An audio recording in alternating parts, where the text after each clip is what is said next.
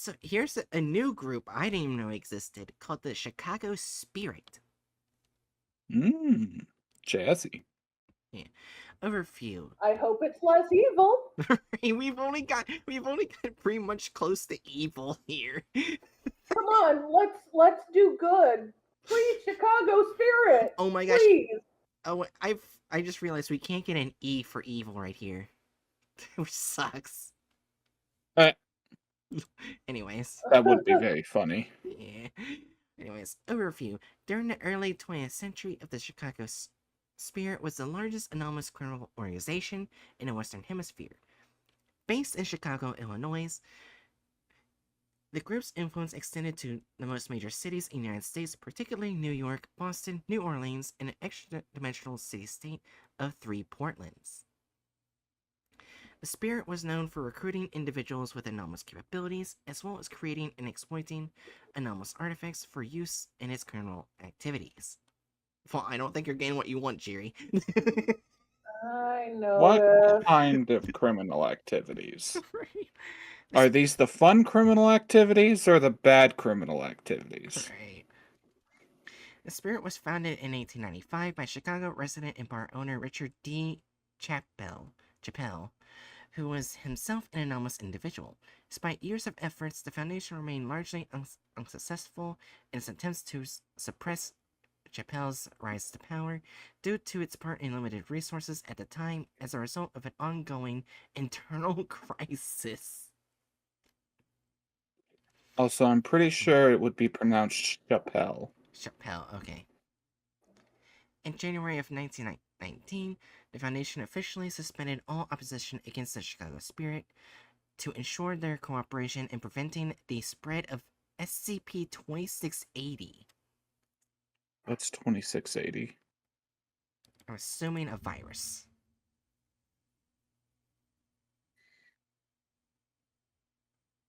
Oh, current version. Let's see. Yep, it's an unidentified species of microvirus. I don't know. It's fun. It's most commonly inside Bud Light and Coors Light beer.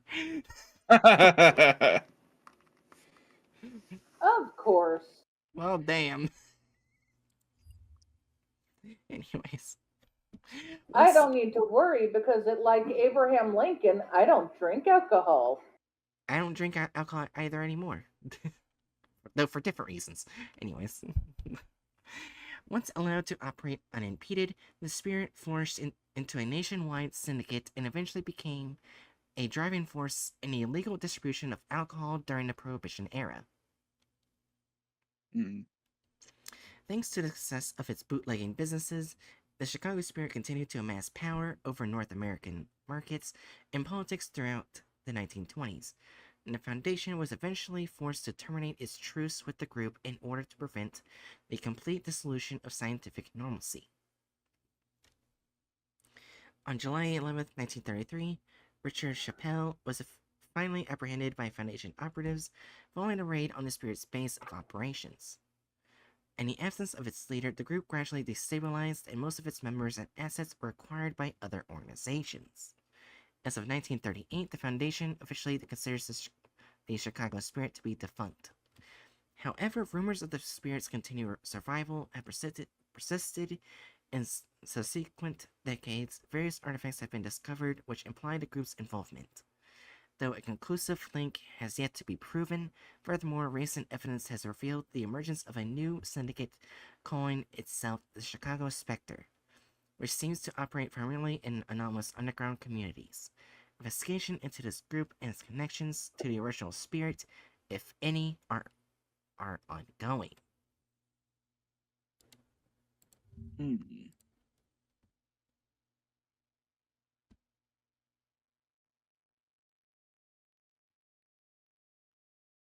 Oh, you got a first gen 638, apparently connected to Chicago Spirit. Okay. Right.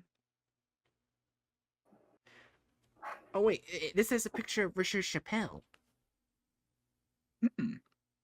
Oh. Okay, so this probably give us a good amount of information. Yeah. Alright.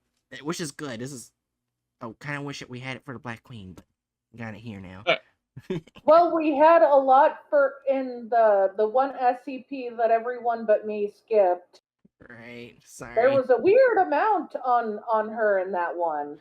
I think Right. we were just thrown off because it wasn't very direct about it. Right.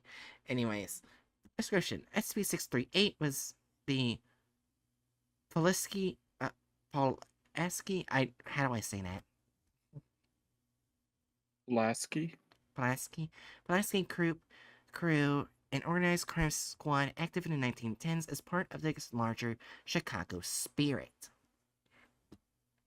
While Chicago Spirit boss Richard D. Chappell was not a member, he organized the group and led their only major heist in 1914. The Pulaski crew was comprised of 5 anomalous individuals designated 638 A through E. A. Louis Bagel Bernstein, 31 Jewish American pyromancer. B. Mads Moody, 38, American anomalous strength. C. Giuseppe Permonto, Fiori, 34, Italian American anomalously persuasive. D and E. Num and Ahtum, 41, Chinese twin thaumaturgies. This is just the Avengers, but Prohibition era crime syndicate. Yes. Very. 638. I don't really consider like Prohibition gang to be like inertly evil. Yeah. They Yeah, just no, I don't either. 638 led But by. Right.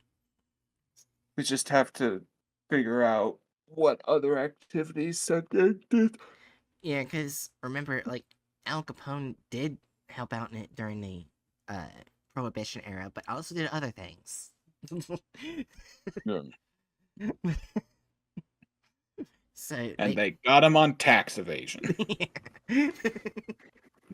God damn. Yeah. 638, led by Chappelle, used their anomalous abilities to perpetrate the 1914 heist of the Federal Reserve Bank of Chicago over the course of 19 minutes. 638 was able to eliminate security, take hostages, and gain access to the vault, which contained 2,000 short tons of gold bullion as part of a classified government handoff. The Chicago Police Department was embedded, and embedded Foundation agents stormed the facility and detained 638, finding Richard Chappelle and all the gold conspicuously absent. Embedded agent Chad Pick began performing preliminary interviews on the members of 638 to attempt to ascertain the location of the bullion and the whereabouts of Richard D. Chappelle. Huh. So they basically got away with ice. But there's also right here a bridge historical report. Mm. Alright. Day following the arrest of 638, embedded agent Chad Pick failed to clock in at Precinct 17 of the Chicago Police Department. The following day, a concerned coworker investigated his apartment, finding the door blown off its hinges. The interior of the apartment was wrecked, showing signs of significant struggle. Blood was splattered across the ripped furniture and shredded wallpaper.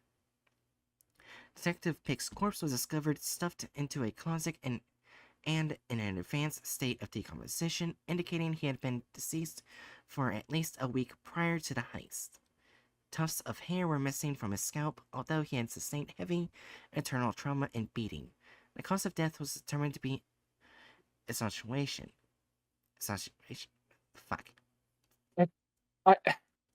Exsanguination. Exsanguination. Thank you. It's the big word for bleeding out, Bright.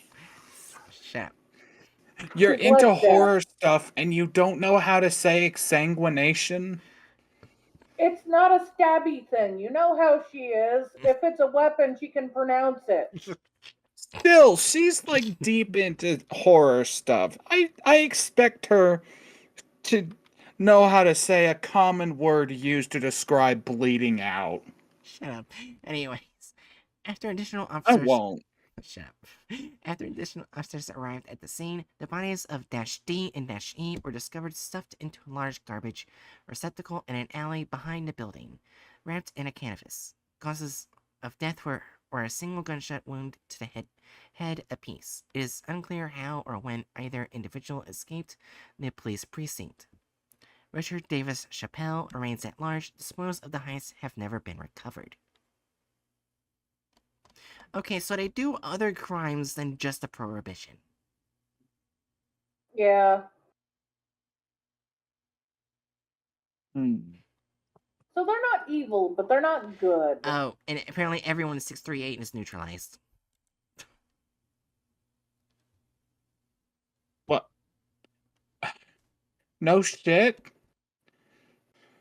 None of them are like anomalously long-lived. Yeah. Doesn't matter how ripped you are, old age is gonna get you eventually. Yeah. Should we just say chaotic neutral? I would be willing to put it in chaotic neutral. Yeah, they weren't good people, but they weren't like evil or anything, and they just went by their own rules. So Yeah. that SCP gave us a lot of information. Yeah.